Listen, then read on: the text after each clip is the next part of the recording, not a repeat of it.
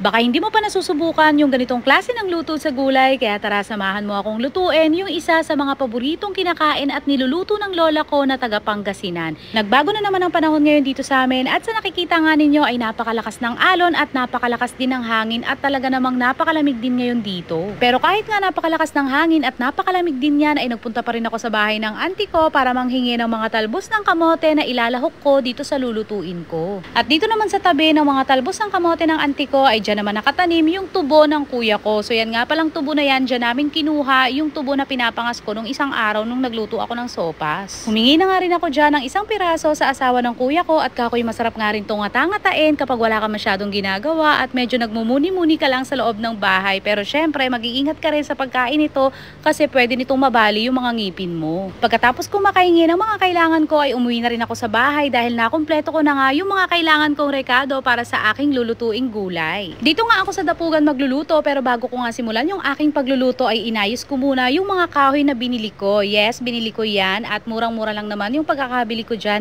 dahil 25 pesos lang naman ang isang sako ng mga ganitong kahoy dito sa amin.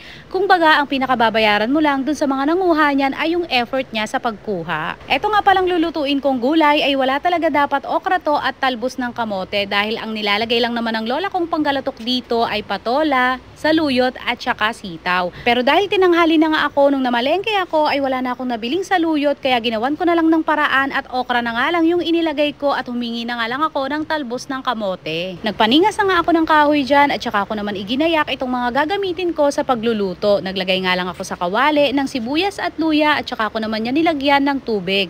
Pagkalagay ko nga ng tubig dyan ay saka ako naman yan isinalang dito sa apoy. Siguro kaya napakahilig ko rin sa gulay at bagoong isda kasi yung lola ko na nanay ng tatay ko ay taga Pangasinan o isang Panggalatok. At alam naman natin na ang pinakamasarap na bagoong isda ay gawang Pangasinan. So mabalik na nga tayo dito sa niluluto ko at kapag ganyang kumukulo na nga itong isinalang ko kanina ay saka ako naman yan lalagyan ng bagoong isda.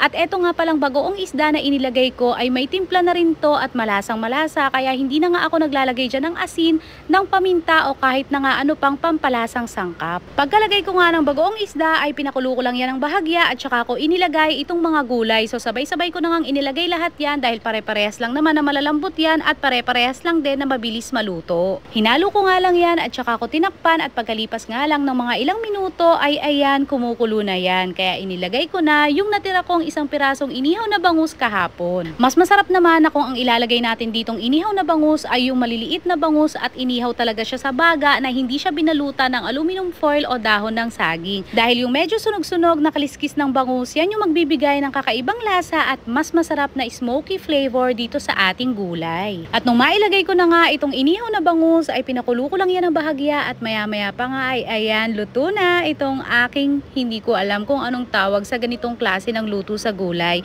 At kung alam po ninyo kung anong klaseng lutong gulay ito ay please paki-comment po kasi hindi ko po talaga yan alam. Alam ko lang po talaga yan lutuin pero hindi ko nga po alam kung ano yung mga katawagan dyan.